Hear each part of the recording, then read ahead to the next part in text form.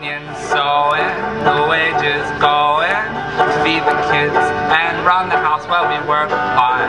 But who's complaining? Thanks to the IOG, we're paying our way. So always looking for that union label. It means we're able to make the USA. Good afternoon, everyone. My name is Isaac Cassis, and I'm Vice President of Students for Justice in Palestine, Penn State. Last week we had a week-long event, Palestine Awareness Week, in which many members of this group has attended.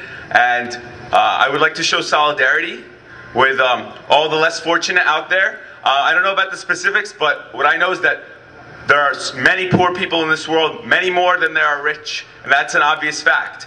And the fact is that we should stand up for those less fortunate, and that is important. In the case of the Palestinians, they are not poor out of their will. They are forced to poverty, and this is the case with many people in this world. And the best thing we can do right now as college students is to speak out in their behalf and help them.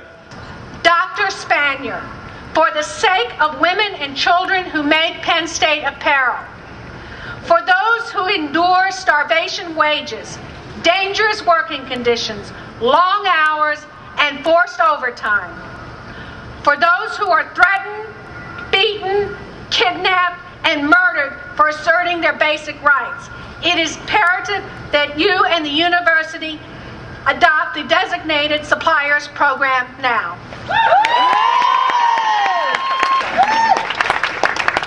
Hi, my name is Art Goldsmith. I'm a retired history professor. I taught here from 1965 to 2000, and I remember a very odd incident that I'm going to share with you. I've never told anybody about before.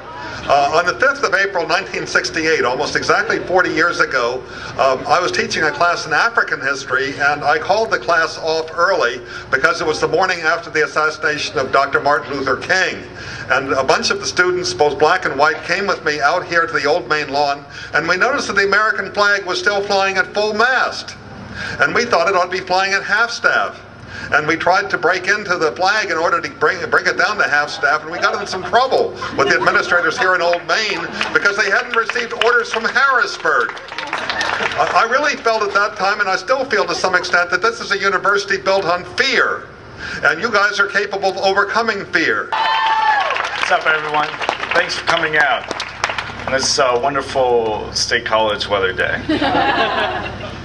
Over the past year, United Students Against Sweatshops and the Student Labor Action Project have engaged in various activities. We have had a whiteout, hosted a speech by a fake Graham Spanier in the Hub, and celebrated in a fair trade parade. More recently, on Valentine's Day, we delivered a pile of endorsements for the DSP, and on the following day, we played a wiffle ball game in Old Main, which Team Slap won, by the way. These actions may come across as a plea for attention, and in a way, they are. The actions have brought attention to the horrible sweatshop conditions workers must endure while making Penn State clothes. Not long ago, President Spanier addressed these actions in a letter directed to us, but delivered over Penn State Live, and labeled them inappropriate. He said they were stunts merely for the personal recognition of USAS. He provided some arguments against the DSP, which I will address, but he failed to mention that we've been trying to meet with him civilly for 2.5 years, and that Penn State has not adequately addressed the sweatshop issue for 9 years. Instead, he says that he has no interest in officially meeting with USAS. Our actions still seem inappropriate to him. I wholeheartedly disagree.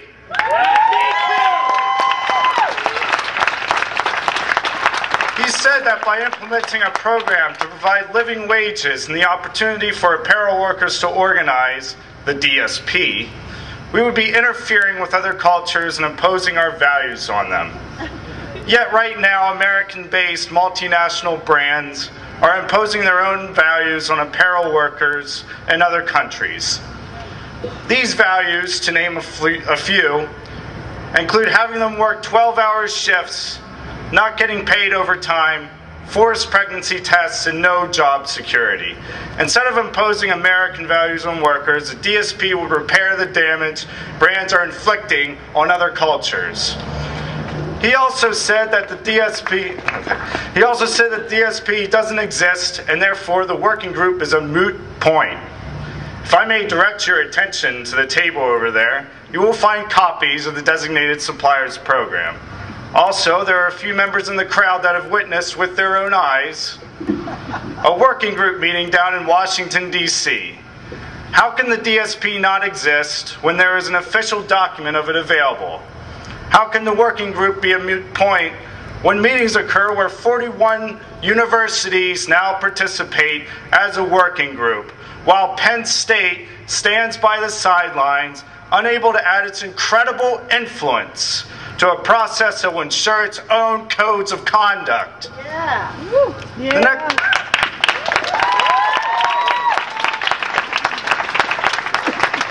The next argument the administration uses is a common one, and I think it's impressive that they've been able to say the same thing in over 10 different ways. What's not impressive is what the argument actually is. The administration says that the DSP will violate antitrust issues, or laws, which means that it will interfere with the free market. This one is actually my favorite because there are many counter-arguments, but I'll list several.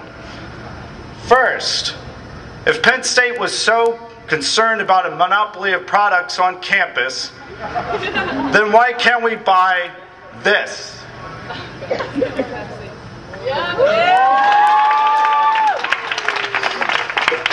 By the way, USAS is not endorsing Coke. It's just a good way to observe hypocrisy. Second, a former U.S. Assistant Attorney General, one Donald Baker, who specialized in antitrust issues, wrote a 30-page legal opinion on how the DSP does not violate antitrust laws. The document is also available on the table. In fact, legal scholars from our own Dickinson School of Law agree with Donald Baker and find nothing wrong with the DSP legally. They're not the only ones. Columbia and Georgetown, schools with prestigious law programs, are part of the DSP working group. In fact, not one school has dropped out of the working group since they have signed on for any reason, much less antitrust issues. This semester, 3 new schools, Regis, Brown, Bryn Mawr, have joined the working group. Where is Penn State?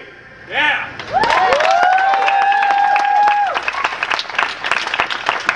Despite all of this, President Spanier has refused to interface with our group.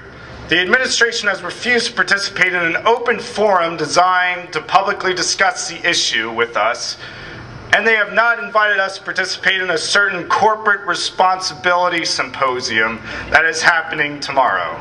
At this symposium, the Fair Labor Association will help advise the administration on how the codes of conduct Penn State has established can be adequately upheld. The Fair Labor Association does not have a good track record in dealing with workers' rights. I witnessed this myself when I investigated the abuses that were happening in the New Era facility in Mobile, Alabama last January. The Fair Labor Association did an investigation of the factory, but didn't talk to any workers or hear their side of the story. In fact, the workers I interviewed said they realized the labor violation investigation occurred only when they heard about it in the local news. Just how fair is the Fair Labor Association? The really sad part is that it would take about 20 cents more for every purchase to provide a living wage to people who labor harder than most of us could imagine. Who here would pay a quarter more on a t-shirt so that workers could be treated like humans? Awesome. Before I step aside, I would like to ask you all to help me and do one thing.